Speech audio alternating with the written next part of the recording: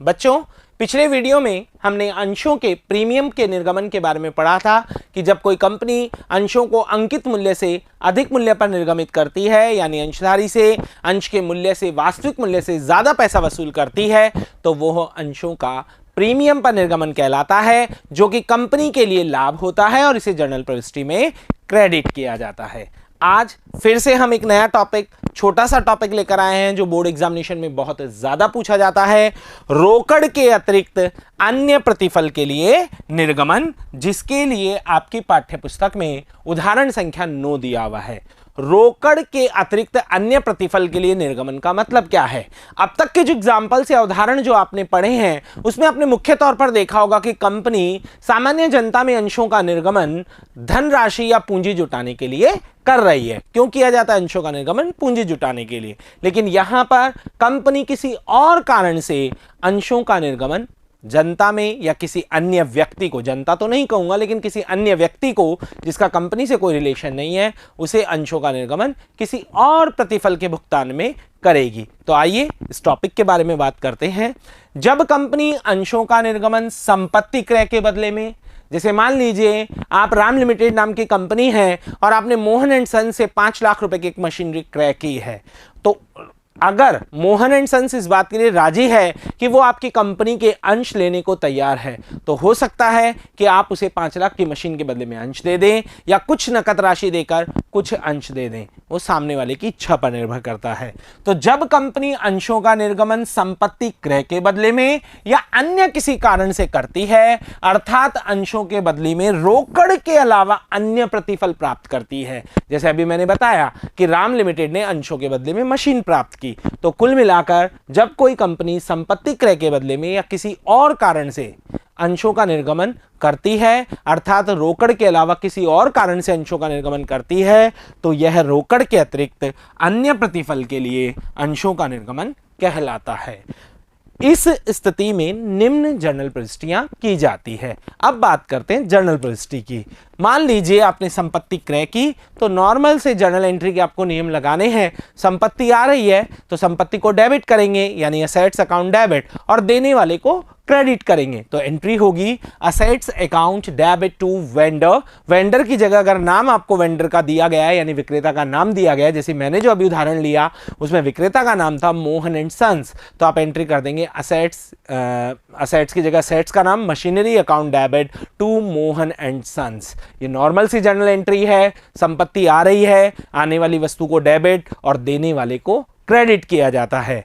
अब बात आती है कि इस विक्रेता को जब आप भुगतान करेंगे तो आप क्या एंट्री करेंगे। मान लीजिए आप विक्रेता को नकद भुगतान करें तो vendor account debit to bank, और वेंडर को अगर अंश जारी करें तो vendor account debit to share capital, क्योंकि आप उसे पैसा ना देकर अंश दे रहे हैं। और अगर आप दोनों दें तो vendor account debit to bank to share capital. ये एंट्री भी हो सकती है। तो मेरे हिसाब से आपको दोनों एंट्री समझ में आई होगी। संपत्ति क्रय करने पर assets account debit to vendor, और अंश देने पर किसको? विक्रेता को, vendor account debit to share capital. लेकिन जिस तरीके से आपने पढ़ा है कि अंश कंपनी 2 तरीके से जारी कर सकती है, सममूल्य पर और निर्गमन पर, सममूल्य पर और प्रीमियम पर, इसी तरीके से कंपनी यहां पर भी विक्रेता को 2 तरीके से अंश दे सकती है, सममूल्य पर अंश और प्रीमियम पर अंश। अगर सममूल्य पर दे तब तो यही एंट्री होनी है, लेकिन अगर प्रीमियम पर अंश जारी करे तो प्रीमियम कंपनी के लिए लाभ है, तो उसे क्रेडिट किया जाएगा। और कहां क्रेडिट किया जाएगा? ये पिछले वीडियो में भी मैंने बात करी थी, शेयर कैपिटल के साथ क्रेडिट किया जाएगा। तो ये वाली एंट्री फिर हो जाएगी vendor account debit to share capital to securities premium, यदि आप वेंडर को प्रीमियम पर अंश दे। जैसा कि नोट में बताया भी है, यदि अंशों को प्रीमियम पर जारी किया गया है तो प्रविष्टि संख्या 2, इस एंट्री की बात हो रही है, प्रविष्टि संख्या 2 में सिक्योरिटीज प्रीमियम को क्रेडिट किया जाएगा, क्योंकि ये सिक्योरिटीज प्रीमियम कंपनी के लिए क्या है? लाभ है। प्रविष्टि करने से पूर्व वेंडर को दिए जाने वाले अंशों की संख्या ज्ञात कर लेनी चाहिए, जिसकी गणना निम्न प्रकार होगी। बिल्कुल स्टूडेंट्स, आपको सवाल में दे राम लिमिटेड ने मोहन एंड सन से 5 लाख की मशीन क्रय की, जिसके बदले में 100 रुपए वाला एक अंश 10% प्रीमियम पर दिया। तो पहले अंशों की संख्या निकाल लो, बाद में एंट्री करो। निर्गमित अंशों की संख्या, विक्रेता को देय राशि कितनी है? 5 लाख। प्रति अंश का निर्गमन मूल्य, ये बहुत इंपॉर्टेंट है। प्रति अंश के निर्गमन मूल्य से मतलब क्या है? यदि आप 100 रुपए का एक अंश 100 में दे रहे हो तो 100 का भाग देना है, और यदि 100 रुपए का अंश 110 में दे रहे हो तो 110 का भाग देना है। निर्गमन मूल्य का मतलब प्रीमियम को जोड़कर, यदि आप प्रीमियम पर जारी कर रहे हैं। इसे समझने के लिए आपकी पाठ्यपुस्तक का उदाहरण संख्या 9। जिंदल एंड कंपनी ने हाई लाइफ मशीन लिमिटेड से 3,80,000 में एक मशीन खरीदी। यहां पर हाई लाइफ मशीन क्या हो गई? वेंडर हो गई, जिससे हम खुद क्या है? जिंदल एंड कंपनी है, और हम जिंदल एंड कंपनी होकर हाई लाइफ एंड मशीन से क्या खरीद रहे हैं? एक मशीन खरीद रहे हैं। क्रय समझौते के अनुसार 20,000 रुपए का तो नगद भुगतान दे देना है, 20,000 तो दे देने, फिर भी बचेगा 3,60,000 रुपए। उसके लिए 100 रुपए वाले प्रत्येक के अंशों का निर्गमन करके करना है। क्या प्रविष्टि की जाएगी? यदि अंशों का निर्गमन दोनों तरीके से पूछा है, यदि सममूल्य पर किया जाए और यदि 20% प्रीमियम पर किया जाए। तो सबसे पहले मैं आपको अंशों की संख्या निकालना बताना चाहूंगा। एंट्री सिस्टम की बात हम बाद में करेंगे। यदि सममूल्य पर निर्गमित करेंगे तो आपको क्या सूत्र बताया है? विक्रेता को देय राशि बटा प्रति अंश निर्गमन मूल्य। तो विक्रेता को जो देय राशि है ना स्टूडेंट्स, वो 3,80,000 नहीं मानी जाएगी, 3,60,000 मानी जाएगी, क्योंकि 20,000 तो आप नकद दे रहे हैं। तो 3,60,000 में एक बार तो भाग देंगे आप 100 का, क्योंकि निर्गमन मूल्य यहां पर तो 100 ही होगा, सममूल्य का मतलब 100 का शेयर 100 में, और यहां पर जब आप भाग देंगे तो 20% अधिमूल्य पर, यानी 100 रुपए का शेयर आप 120 रुपए में, क्योंकि 100 का 20% होता है 20 रुपए, तो 120 रुपए का भाग देंगे। तो पहले आइए अंशों की संख्या हम निकालते हैं। जब अंश, इस तरह का वर्किंग नोट आपको एग्जाम में भी लगाना है, विक्रेता को दिए जाने वाले अंशों की संख्या। तो पहला केस क्या है? सममूल्य पर, तो 3,60,000 में विक्रेता को क्या फॉर्मूला बताया था? विक्रेता को देय राशि बटा निर्गमन मूल्य। निर्गमन मूल्य कितना है? 100। तो आप विक्रेता को 3600 शेयर्स देंगे। दूसरे केस में बात की जाए तो विक्रेता को देय राशि तो 3,60,000 ही है, लेकिन निर्गमन मूल्य है जो 120 है। कैसे? 100 रुपए का अंश है और 20% उस पर क्या है? प्रीमियम है। और जब आप इसका भाग देते हैं तो इसमें अंशों की संख्या आती है 3,000 शेयर्स। तो ये बहुत काम के हैं, जनरल एंट्री में इनकी जरूरत पड़ेगी, इसलिए पहले तो ये कैलकुलेशन। बोर्ड एग्जामिनेशन में कई बार तो संख्या ही पूछ ली जाती है। 1 मार्क्स का क्वेश्चन पूछ लिया कि बताइए जो हाई लाइफ मशीन है उसको कितने अंश आप जारी करेंगे? तो इस केस में आप 3,000 अंश जारी करेंगे 100 रुपए वाले, और इस केस में आप पूरे 3600 शेयर 100 रुपए वाले जारी करेंगे।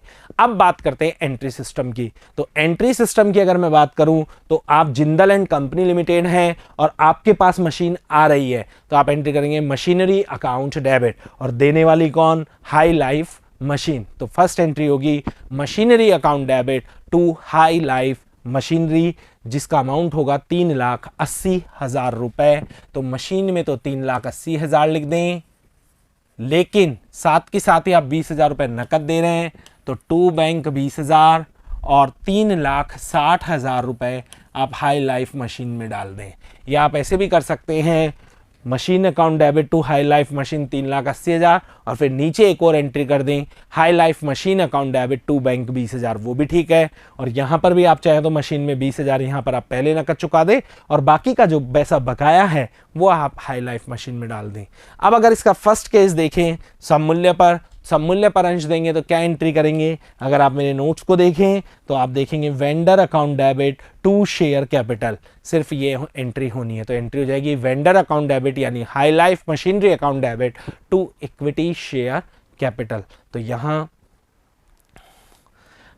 When shares are issued at par का मतलब होता है सममूल्य। जब आप सममूल्य पर अंश जारी करें तो एंट्री होगी high life machine account debit to share capital. 3600 share, इसने देखो नरेशन में तो यहाँ लिख दिया है हमने, ये 3600 शेयर इस तरीके से निकाले गए हैं। तो 3600 गुणा 100 वापस वही 3,60,000 रुपए आ जाएगा। आप बोलेंगे जब 360 ही लिखने थे तो ये तो यहीं से लिख देते। सममूल्य में तो कहीं दिक्कत नहीं है, अगर आप अंशों की संख्या नहीं भी निकालेंगे तो चलेगा, लेकिन प्रीमियम पर अब दिक्कत आ सकती है। अगर अंश प्रीमियम पर जारी किए जाएं तो हाई लाइफ मशीन में तो 3,60,000 आ जाएगा। अब यहां पर आपके अंशों की संख्या काम आएगी। आपने अंश कितने निकाले? 3,000, तो 3,000 गुणा 100, यहां आएगा 3 लाख। और प्रीमियम कितना है? 20 रुपए। 3,000 गुणा 20, ये आ जाएगा 60,000 रुपए। तो ये हुई अंशों को सममूल्य पर देने की प्रविष्टि, और ये हुई अंशों को प्रीमियम पर देने की प्रविष्टि, और ये एंट्री है मशीन को क्रय करने की। आप चाहें तो इसके भी टुकड़े कर कर 2 एंट्री कर सकते थे, लेकिन अगर सममूल्य पर दें तो ये प्रविष्टि की जाएगी जैसा कि नोट्स में बताया गया है, vendor account debit to share capital. और अगर प्रीमियम पर दें तो इस तरीके से एंट्री होगी। अंशों की संख्या वर्किंग नोट में इस तरीके से ज़रूर निकालें। इसी के साथ आज का टॉपिक खत्म होता है। अगले टॉपिक के साथ मिलेंगे अगले वीडियो में, तब तक के लिए धन्यवाद।